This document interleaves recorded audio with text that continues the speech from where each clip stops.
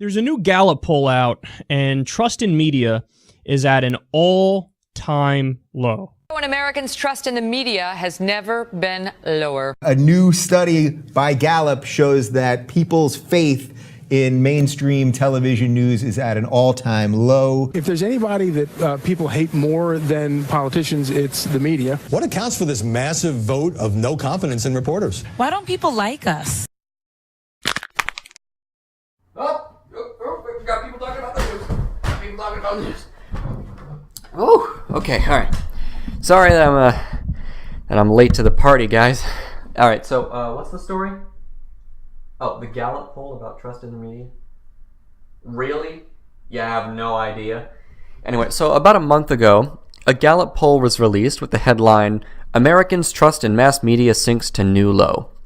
And people all over the mainstream news are just baffled at the idea that the public doesn't trust them. Of course, this was reported on in the media, considering the horrendous review they just received. And Brian Stelter of CNN seemed extremely hurt by the shocking revelation that trust in the media has fallen to record lows. I have a question for you. It's kind of personal. Do you trust me? Do you trust us in the media? No. And allow me to explain.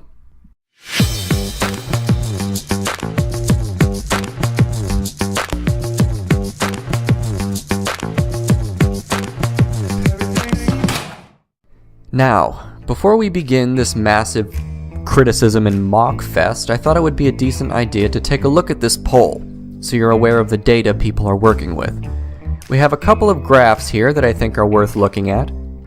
The one you are looking at right now is the average decline among every demographic.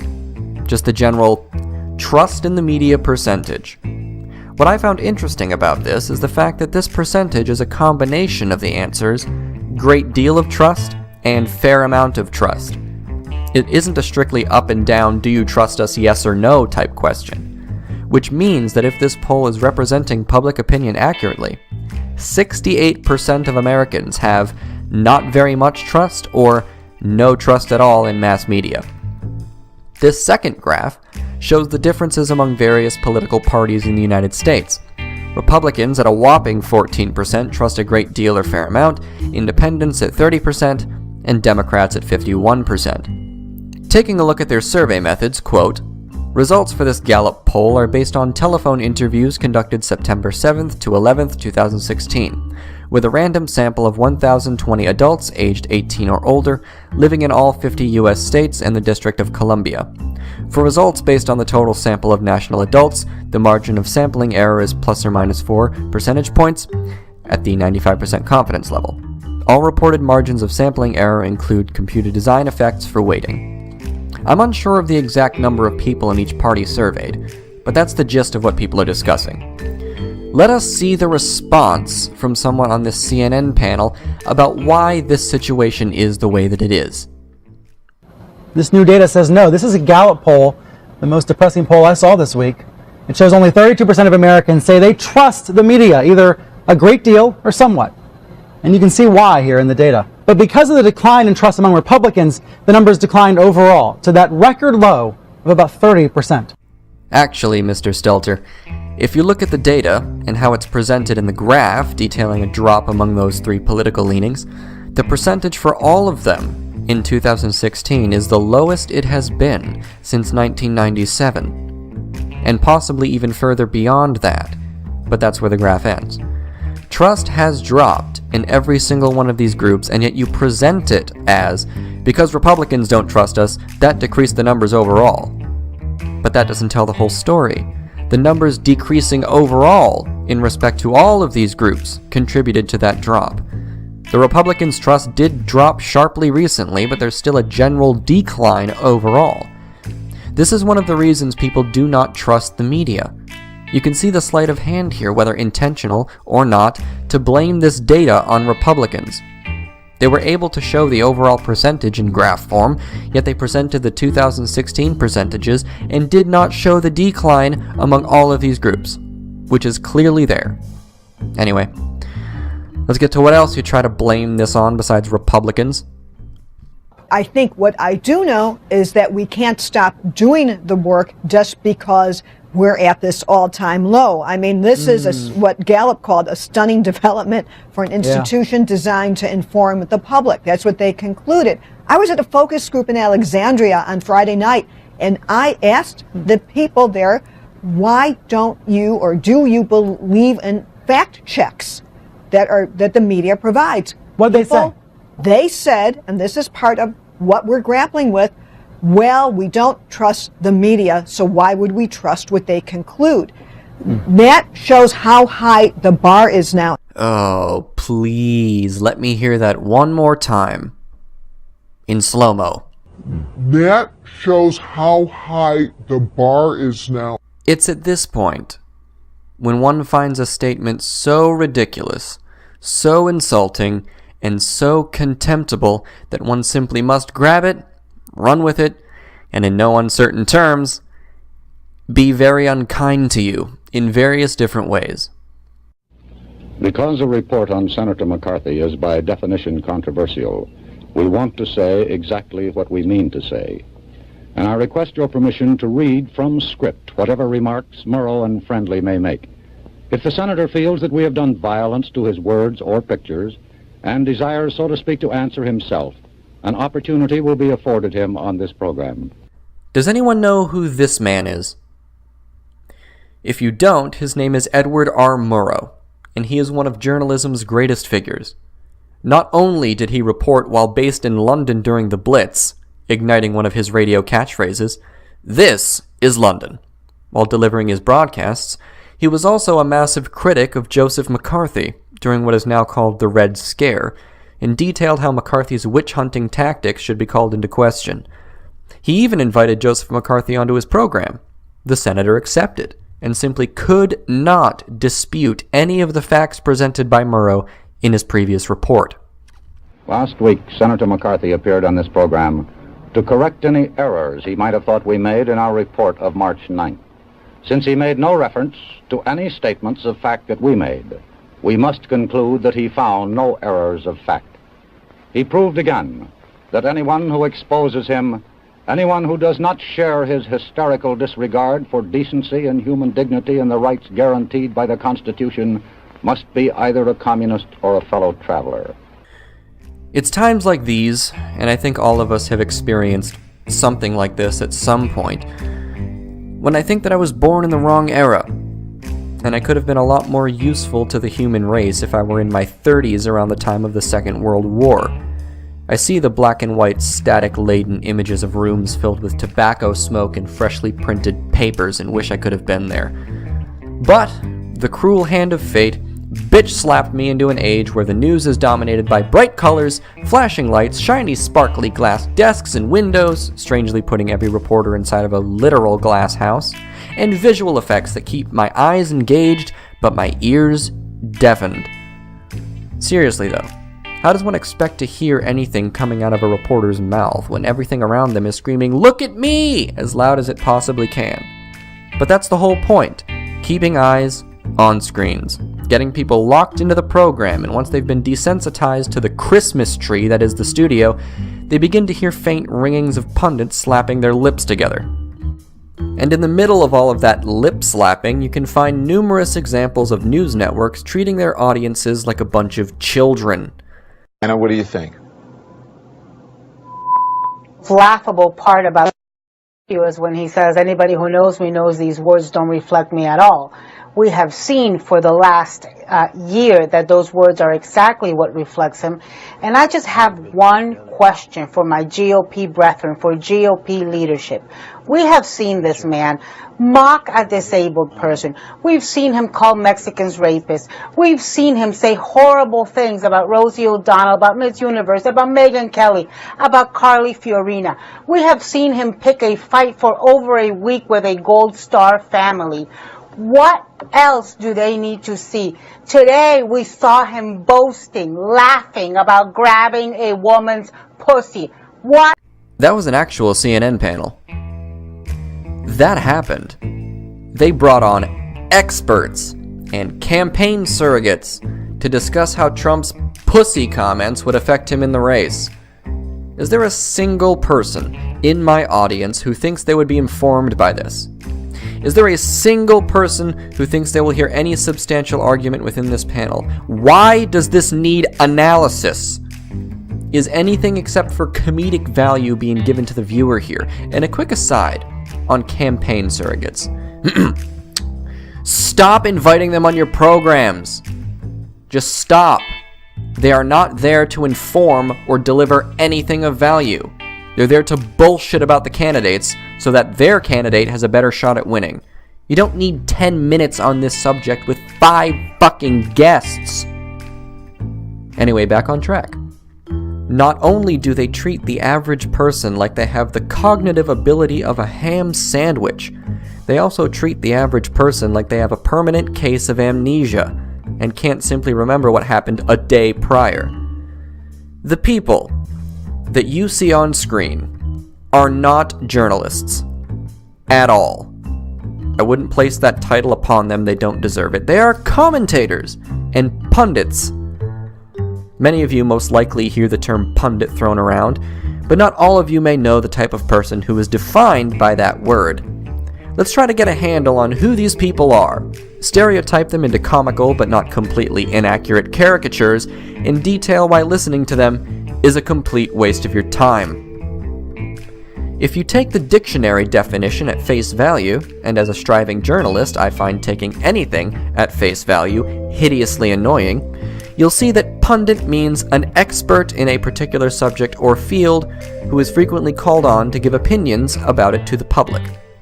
However, I'd like to alter this definition. A pundit, at least in the political sphere, is simply a megaphone for the latest party line on various issues.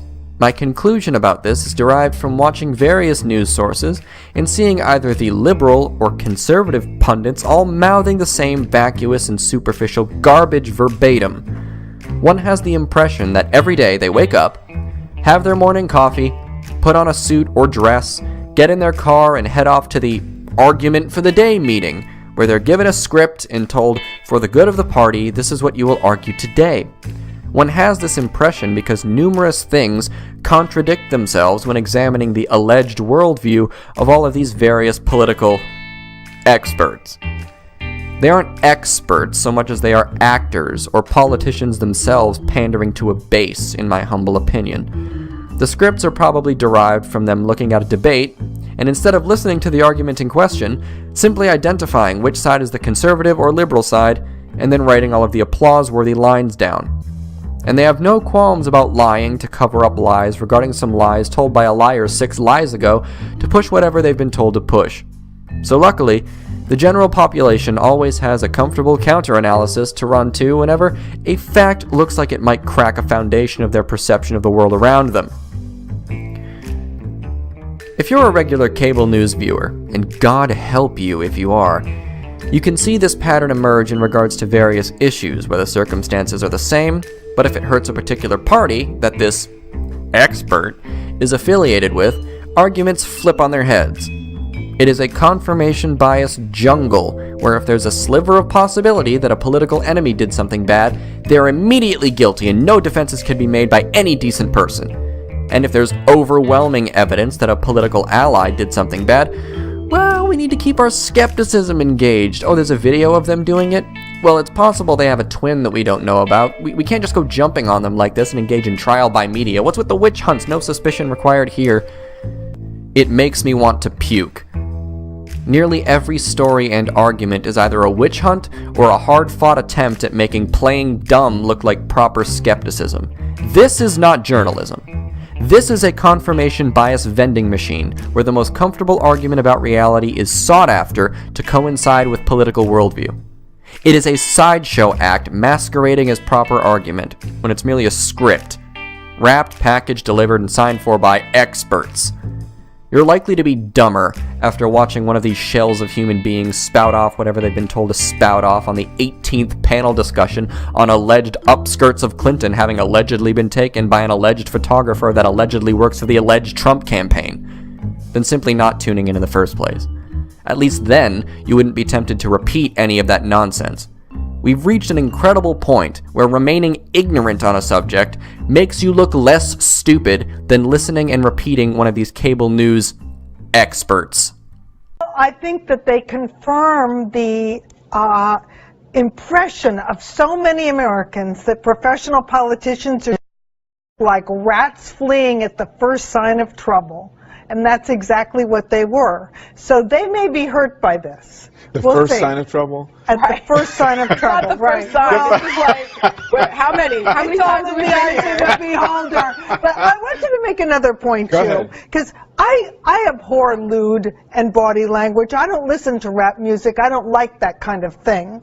But Hillary Clinton, when she expresses Wait, you said rude and body rap. body language. I thought you said rap music. I did. I mentioned rap music because it's full of the F word, the P word, the B word, the A word, I don't think anybody, listen, I gotta say, I don't think anybody likes that, but those people are not running for president. Yes, but I wanted to point something out. Okay, go ahead. And which is that Hillary Clinton expresses that she finds the language on that bus horrific, but in fact she likes language like this, quote, "I came to slay, bitch. When he F'd me good, I take his ass to Red Lobster." Did she say that? That happens to be a Beyonce line from said that. Beyonce. Yeah, I know, that's her Beyonce's- favorite performer, whom she says she idolizes and would like to imitate. So, you know what I'm saying to you? There's a lot of hypocrisy Okay. in Hillary Clinton expressing such horror. Okay, Betsy. That was also real. That was not a satire piece. Many of you are probably thinking at this point, after seeing that clip, where in the hell did they find this person? Did they pick her up at some sort of failed actors convention and gave her a stupid script to read aloud? No. If you were extra observant, that's a former lieutenant governor of New York. I have a theory that when politicians and journalists are together in one room, the situation will either turn into a black hole of screaming lunacy or a session of either awkward or mutually enjoyable ass-kissing. These people seek to either polarize or coddle, not to inform. Polarization is not always bad, but you get what I mean. I hope. In my mind, if you compare politicians to the humans in Animal Farm and journalists to the pigs, they are quickly morphing into one another. And a lot of the time, they don't even need to do any morphing. If you examine just how many within these various news programs have been former employees of campaigns, administrations, or just politicians themselves, you will question whether they're separate professions at all. Jake Tapper of CNN served as a congressional press secretary. Dana Perino of Fox was George W. Bush's press secretary.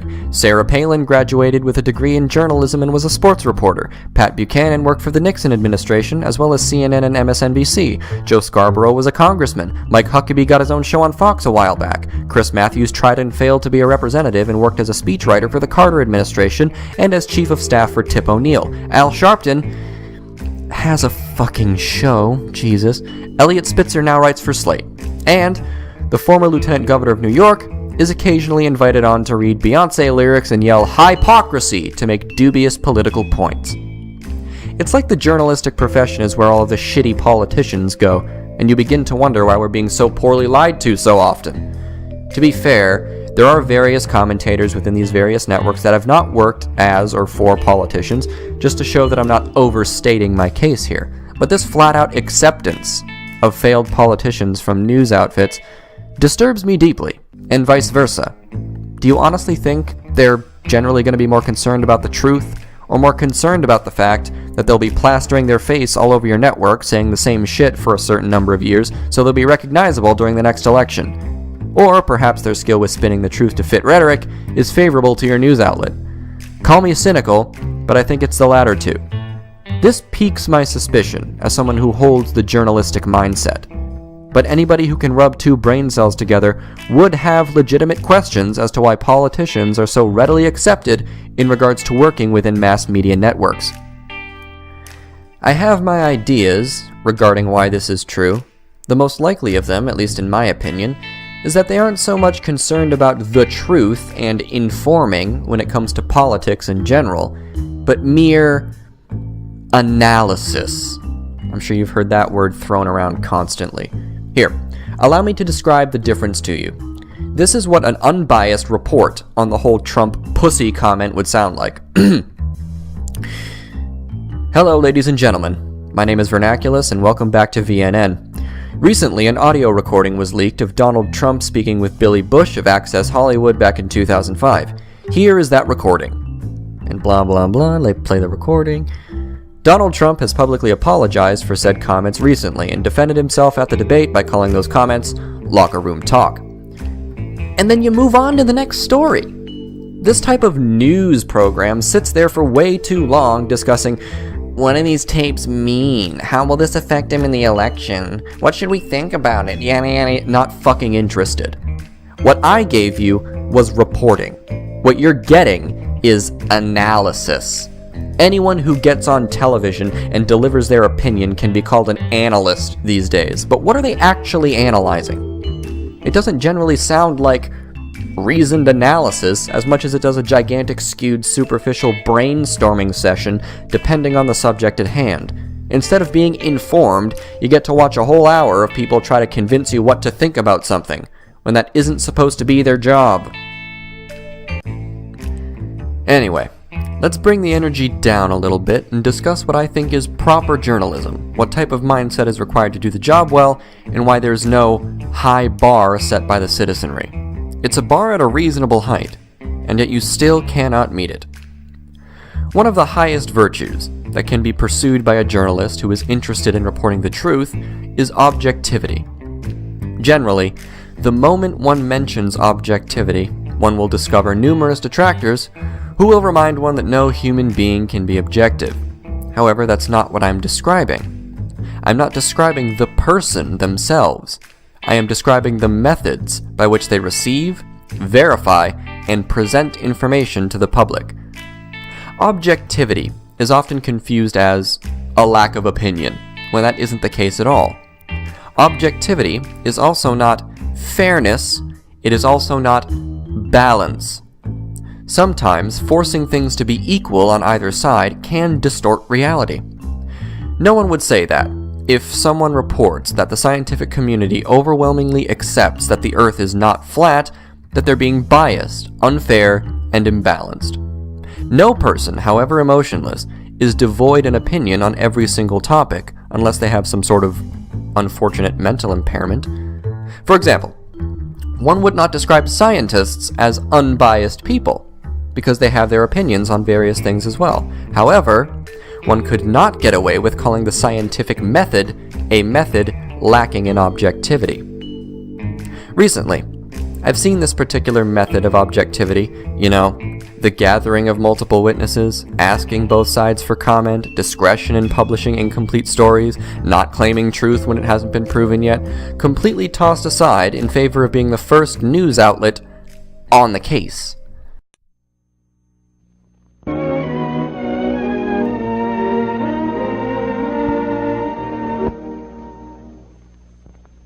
The alphabet has only 26 letters. With these 26 magic symbols, however, millions of words are written every day. Millions of words to report the world in newspapers, words to tell the news of local happenings in thousands of suburban, small-town, and country papers. Millions of other words in magazines of various types, in farm periodicals, in business publications, in trade and technical journals, and in general and popular magazines. Giant presses print all these words, and someone buys them either on newsstands, through the mail, or from newsboys. First, however, words must be written, and there are many writing jobs on newspapers. If you visit the newsroom of a daily paper, you will find it very similar to any busy office, although arranged somewhat differently. The newsroom is the heart of a newspaper. The managing editor, who on most papers coordinates all activities of news gathering, sends certain reporters out on important assignments. This reporter is in a hurry, and for a very good reason. He is going to cover a fire. Covering a fire is usually an exciting event, but it doesn't come nearly as often as you might think. Amid the turmoil and confusion, the reporter must be able to think clearly and quickly, and he must get his facts accurately. Assignments of this type may keep the reporter out in bad weather for many hours of hard, tiresome work. But there's a real thrill in seeing your own byline over a story when it's in print. And there's always the feeling that you'll try to make the next story just a little better. This is why, in my humble opinion, journalists and reporters often drop a story mid-investigation in pursuit of the newest hot-button thing. They seem to care an awful lot about someone important being accused of something, but not so much about whether they are actually guilty of said charge. By the time the accusation gets a million eyes on it, they've already moved on to the next big, interesting, scary thing. This is why you see discretion being thrown out the window, as well as regarding what is and isn't important news that needs to be fit into various column inches. Journalists and editors simply must recognize that they do not need to report on something simply because it is floating around in social media or on various blogs who are claiming that the dadgum media ain't publishing the real story. What do they got to hide? But it's important to recognize what is and is not news, and have some common sense about which topics are important and which topics are not so important. I don't think that anyone believes that top 10 best Ken Bone memes that will totally bust your gut, must see, you'll go crazy for number 4 is exactly important. But that's merely for the journalist looking to do dry reporting. That is definitely a worthwhile endeavor, but many are interested in the opinion realm of journalism, and that's also a fantastic goal. However, one must recognize that being in the opinion realm of journalism comes with more challenges than simply knowing the facts and being able to relay them to an audience. It also comes with an argument. It is based in argument. But if you'll take a look around at the current affairs section of your local bookstore, you will notice that many opinion journalists don't market themselves as having the better argument, or being better at arguing in general. They market themselves as simply telling the truth by giving their opinion. These people are being intentionally deceiving, and should not be trusted at all regarding their account of the facts. I don't tell the obvious truth by giving my opinion. I give my opinion by giving my opinion.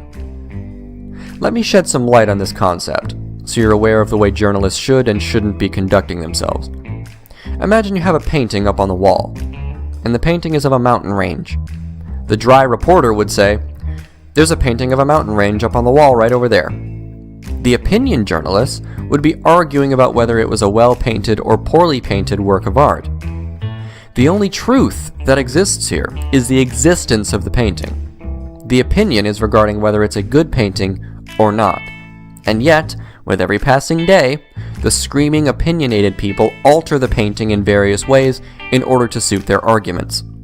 The one who thinks it's bad begins splashing ink on it. The one who thinks it's good will get a different professional painter to paint a masterpiece of a mountain range and say, "This is the real painting, not the one that you splashed ink on, you liar." And the original painting begins to be lost among the surmounting throng of people with nothing but opinions claiming to be the tellers of truth.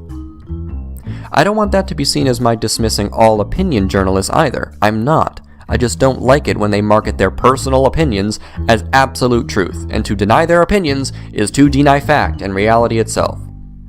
Which do you think is more prevalent on various news networks these days? Will you be more likely to see the first or the second?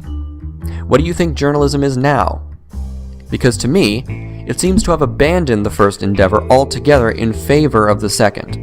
The bar is set at "don't fuck up the painting," okay? I think that's reasonable. Another of the virtues I seek to highlight is transparency. Journalists are practically required to be upfront and honest with their audiences if they wish to be trusted. If they aren't honest with their audience, how can we be sure that they're being honest with the story? Every single piece of information should be able to be traced back to the original event and verified. Journalists should be able to honestly account for how and why they know a thing. When an article says the often articulated "officials say," "experts say," or "witnesses say," how many of these people did the journalist actually talk to? Who are they? If they can't name their sources, why can't they name them? Or did they simply look on the internet for what other publications have reported and did a quick and easy copy-paste job so that some of the clicks will funnel their way? Transparency and verification require a lot of individual effort, and it seems that many mass media outlets don't care much about these two things. Then, when they don't even want to put in the minimum effort required to be nominated for the title of trustworthy in favor of revenue and political influence, They whine about how the citizenry have lost trust in them. It's like a child who refuses to do their chores and then wonders to the great gods of mystery why they got grounded. Whenever I read an article from a prominent news source that cites another prominent news source as the source of the story, it makes me want to punch a hole through my wall. What would the audience say if a prominent news source flat out said, "Yeah, we copied this story from the New York Times and pasted it on our website as if it was completely true without verifying for ourselves"? Do you think that the audience would react poorly? I think that they would, and that should tell you something about the value of being transparent about your news gathering methods. In my eyes, being the first on the story is completely irrelevant. Rushing leads to mistakes, as was seen in various stories on hectic and/or violent situations in the US. I would rather read a publication that got the story out 2 days after every other publication, but did more verification work. I think a lot of you, in my audience at least, would do that too. Do you want to be first, or do you want to be correct? I think this whole transparency thing is one of the main, if not the main, reason for the lack of trust in the media. Does the public know how information is received? Do they know how they get it? Is there anything comforting you into the belief that journalists don't just sit there, write, and report on the first person who rings them up and says, "I have a scoop, write this in your paper"? Do you think you'd trust the media a bit more if they cut out some of their shit-tier analysis segments and instead extended dry reporting time to ensure people knew how information was found out? It's not up to me. It's up to the general public. There will always be people who scream, "Goddamn biased media," whenever an uncomfortable fact flies their way. But those people can be laughed at like they should be if an outlet is as transparent as possible. At least the audience will know the strength of the claims being made, as well as the process by which these assertions are made. This could solve the accountability issue in mass media, because publications will have to be honest about their methods, and the public will scrutinize that, and people won't feel like they're being constantly fed a line of bullshit, which, let's be honest, they kind of are. The goals of journalists seem to be completely at odds with what I believe journalism should be, and why it should be a respected discipline. The goal has become persuading, manipulating, and least effort for the most profit policies, as opposed to informing. At the risk of sounding like a tinfoil hatter here, it's become an area of life where people are simply choosing the propaganda outlet that most suits their needs. But they don't need that. What people need is accurate information about the world around them in order to form coherent opinions and make reasonable choices. Not even necessarily opinions I'd form or choices I'd make, but at least choices based on the reality that actually exists would be a step in the right direction. That is, if that's the intended direction at all. It's entirely possible that influencing elections is more important to news outlets than informing people about elections and the candidates.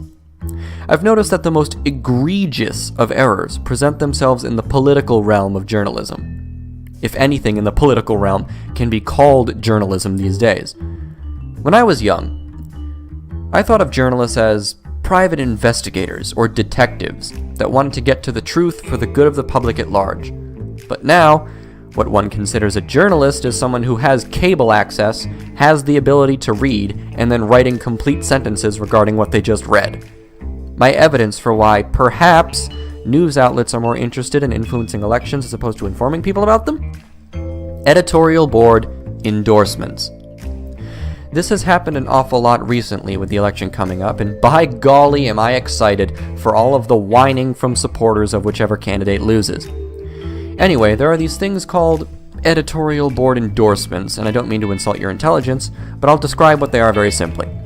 An editorial board endorsement is when the editorial board of a specific publication all get together and decide to back a presidential candidate. The New York Times has been endorsing presidential candidates all the way back to when their publication endorsed Abraham Lincoln for president in 1860. I don't like this practice one bit, and it's another possible source of distrust in the media considering during this election, with two thoroughly unlikable candidates, they still felt the need to shove their noses up one of their asses. Guess which one? Let's go through a bunch of major publications that have flat out endorsed Hillary Clinton for president.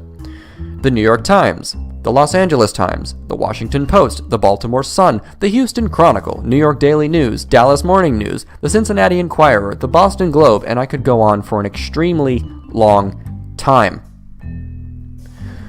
What is the point of these endorsements in this election, possibly the most depressing election in the history of America, if not to influence that election? I don't like this at all.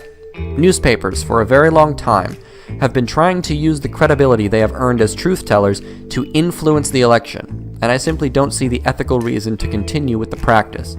If I were running a publication, you would not see me delivering any endorsements of any candidate via the editorial board, considering that would be considered the official opinion of the newspaper as a whole. Some dissidents will hit me with the counterpoint that it is important for journalists to disclose their biases when writing about the news. This is a form of honesty that you were advocating for earlier. I completely agree in regards to the individual journalist disclosing who they are voting for or who they support. They aren't required to do it, but it's a level of honesty I respect in regards to maintaining public trust. But I don't see these editorial board endorsements as said disclosure. Instead of disclosing their biases and accounting for them, regardless of how much they say it doesn't affect the news side of things, I see these endorsements as a declaration of embracing said biases. If it is the official opinion of your publication that one person should be president as opposed to the other, would that not mess with your decision about publishing news articles and opinion articles critical of that candidate? Plus, it could make your entire news outlet look foolish if the candidate summarily decides the day after your endorsement to run around naked in the middle of Central Park screaming "Nuke the Latvians." It's my opinion that any newspaper editor that allowed an endorsement of a candidate through their publication should be fired. Immediately fired. They have decided to sacrifice some credibility for a politician, and I simply cannot accept that on principle. There is absolutely no newsworthy or perspective-granting reasons for these editorial board endorsements. The only reason they appear to be written is to assist a candidate in the election. Well, fuck that. Let's dive into a few other reasons why trust is waning. Shall we? Partisan, Brooke, that we forget about being human. And so what I will not allow today is for someone who is dead now, who was alive and walking just fine, whether they have narcotics in their system or drugs in their system, that does not mean that he deserved death. And I'm not done, Scotty. Okay. He did not deserve death without trial. He was not committing any crime. And we have an inherent issue in this country of criminalizing and demonizing and deciding that the black body is inherently criminal and violent. He was thrown around in the back of the van regardless of who was culpable. There were no charges that were sustainable. They did not. The three police officers got off, and then 3 more were dropped. I think that we cannot continue to blame victims when they did not do anything wrong. You cannot respond to that, and then we gotta go. They did put him in. They did sit him down. He's the one that got up and jumped around the thing. Do you know that, Scotty? Yes, they did. These are the facts actually in the case that they presented. These are the facts. Were you in the van? I'm sorry, were you? How do you know he didn't? He was put in the case. They followed the rules. They were negligent. No, Scotty. they were not. She overcharged. That does not mean that there should be any charge. And she sat there and encouraged it. And fondling is clear. If you're grabbing people, I'm not going to say it, if you're grabbing people in their private areas, that is fondling. That is sexual assault. Right. He's done none of those things, Angela. He has. If you listen to the victims, it's just so ironic. The selective Clinton's victims. Clinton's victims. No, exactly. I'm sorry. Bill Clinton's not running for office. The selective outrage that the left is okay with Hillary Clinton, who put private investigators on people who had viable sexual assault claims. Kaylee, it's selective outrage. Kaylee, and you know what? Not. People see through it because that same NBC poll that was taken before the debate, before the apology, guess what it shows? 60%. You do not think that this video is disqualifying or have no opinion of it. That's 60%. And that's what I'm talking about. He apologized, and most Americans believe in forgiveness. No, most Americans don't believe that it was. Actually, 5 times. So just really quickly, I know that you all have a road that you have to stay on, but it's also not honest. We don't have to stay on it. Well, you're staying on it. I'm sorry. The fact of the matter is, Bill Clinton is not running for president of these United States. I'm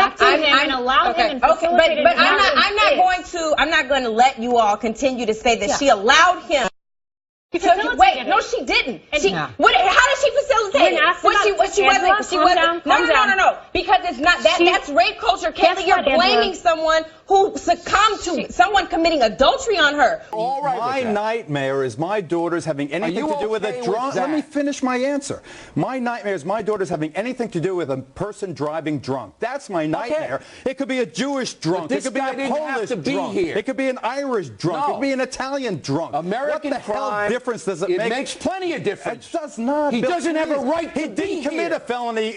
He doesn't have a right to be in this country. What? But that has nothing to do with the fact that he was a drunk. He should have been deported. He should have been deported, and this mayor and the police chief didn't deport him. Listen, do you know how many people we have in jail? How many of them are illegal aliens? Illegal aliens commit crimes at a lower rate than citizens do. This guy shouldn't have been here. Cool your jets. It has nothing to do with illegal aliens. It has to do with drunk driving. Don't obscure a tragedy to make a cheap political point. I'm the father. It's a cheap political point. No, it isn't. And you know this is justice. This has nothing to do with that poor old Reagan mayor. You want nothing to do with that mayor. You want anarchy. No, what you I want open border anarchy. What I want is fair. Whew. That was pretty feisty, huh? Makes for good TV. People enjoy watching other people get angry at each other. This format of news talk show is incredibly popular and takes up most of pretty much every major news network's time. One, because it's cheaper to produce. You don't need journalists on the ground gathering information when you've got the Associated Press doing that for you. There's no need to verify because you've got the Associated Press doing that for you. And if the AP gets it wrong, then we can all just blame the AP while absolving our networks of any responsibility for independent verification. All you need to do is get someone with a volatile enough personality on screen and put them in a political situation that makes them uncomfortable, and boom! You got yourself some ratings. That seems to be what people enjoy watching. It's cheap for the networks and they make a profit. It's a win-win, right? No. The people who are attempting to watch major news networks for what they are named after, news, are given a very, very annoying shaft. Without the fancy backdrop, one can't really tell whether one is watching an episode of The O'Reilly Factor or Jerry Springer. I wouldn't be surprised if newscasts start inviting live studio audiences in so that the wayward, "You talk about me, bitch?" from the crowd will cause popcorn and beer to be thrown on stage. They're treating these programs like entertainment, while imagining that this is some sort of useful service to the public in regards to keeping a healthy public forum functioning. You see, conversation about the news is more popular than the actual news. You have more people watching panelists and professional political salesmen argue about the news of the day as opposed to simple news broadcasts. This means that fewer people are receiving the raw information and then watching people argue about it. They just watch people argue about it and then try to absorb the raw information from there. That's not very responsible, in my eyes, if you wish to be informed about things. If you only watch these news talk shows and you have two people arguing and both of them say, "You just don't know the facts," who are you going to believe? That is one of the easiest charges to make in the argument. What do you do in that scenario?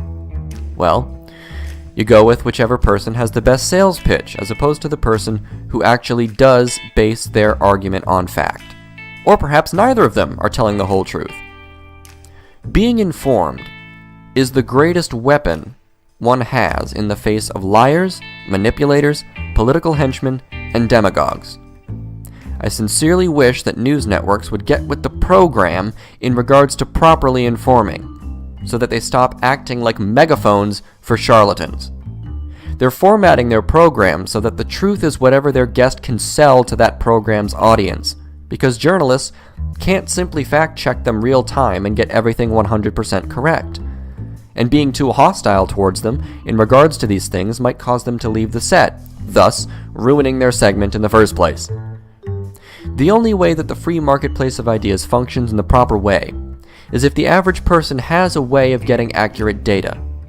If accurate data is considered too hard to get for journalists, if journalists simply succumb to the mere wants of their audience constantly, and if journalists simply follow the latest trend that everyone is talking about without an accurate portrait of events, then the free marketplace of ideas will start to resemble a bottomless pit where everyone free falls while punching each other, as opposed to a platform of fact, while arguments stem from those facts. Nellies going, kill everybody. I get off when I talk about cutting people's power off. I'm a Nelly. Just simpering control freaks in big nerd packs, taking everything over, ruling everything, becoming police officers with weapons, tasering us for fun. I've had it with control freaks and scum! You people are cancer! All right, I'm not in a good mood now. I start thinking about Bill Gates up there with that little chicken neck, hopping her now, a little murdering eugenicist. You know how he walks like a demonic elf. Hey, Bill Gates! I'm going to shoot you up with something that's going to kill you down in the hammer. How's a 30-year death from gut disease sound, African children? Roll up the sleeves. I'm a little chicken neck bastard, and nobody's got the will to see what I am. You know who wants to protect cops? Not Fox News. We want to protect cops. Why do we have armor-piercing bullets in the market? Why is that legal?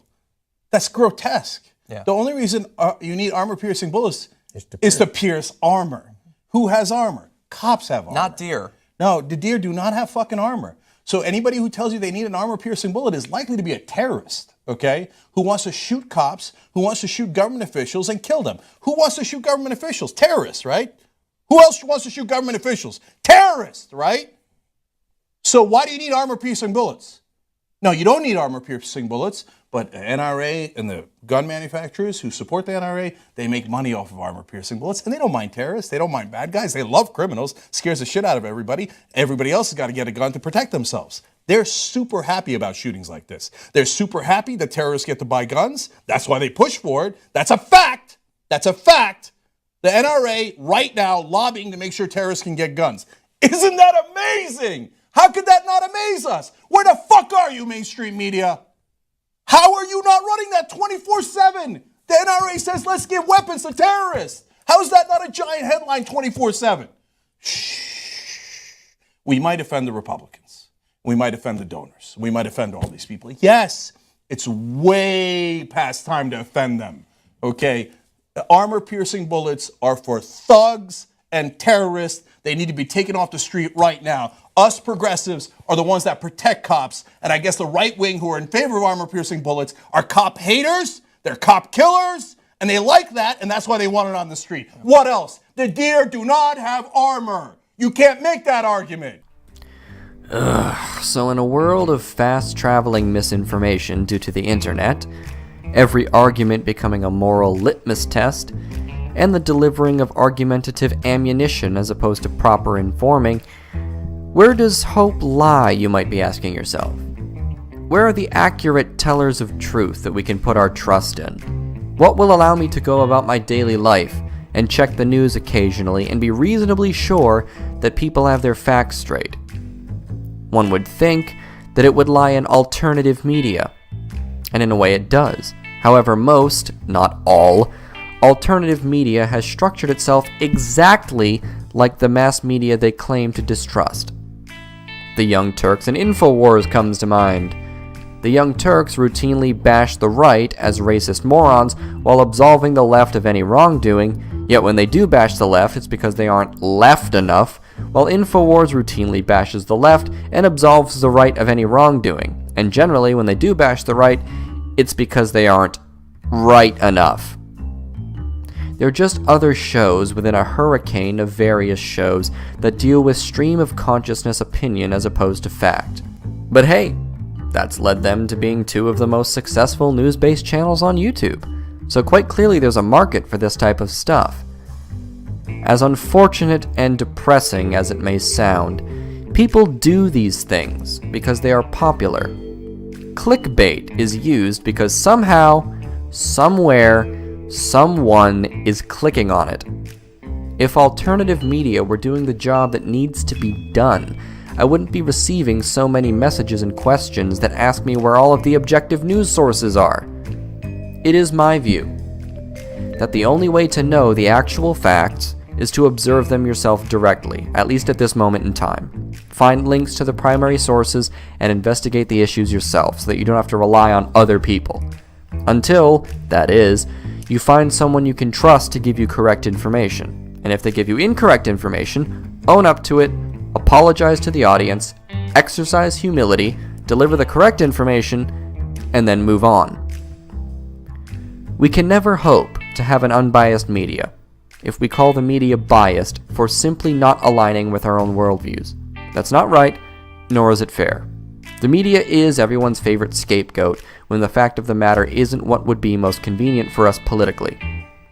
If coddling their own worldview is what audiences of alternative media wish, then that is exactly what they will get.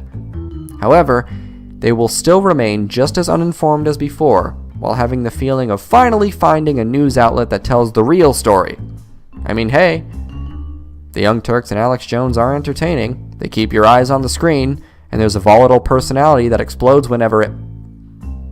Oh, wait a second. Anyway, the mass media, instead of acknowledging that they have gotten lazy, acknowledging that they have made numerous mistakes in the pursuit of political goals and financial goals, they blame you. Strangely, the only thing I've seen regarding the media taking responsibility for its reputation comes from Joe Scarborough. Believe him if you'd like, or not, but here's the clip.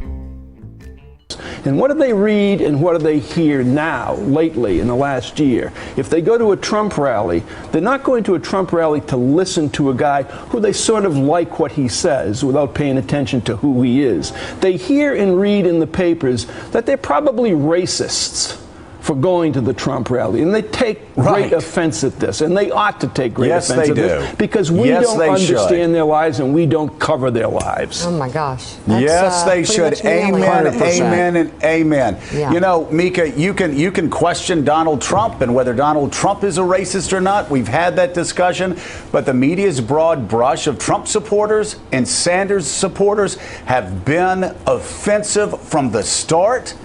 Claiming that Sanders supporters were somehow young, insolent, ignorant children that had no idea what was in their self-interest, or that all Trump supporters were racist, bigoted, xenophobic, misogynist, rednecks. Deplorables. Deplorables. And what else was that? Incurable, or what else did she say about it? Anyway, irredeemable. Dear mass media, you want people to trust you again? Try leading with an apology. Have a wonderful day. Take care.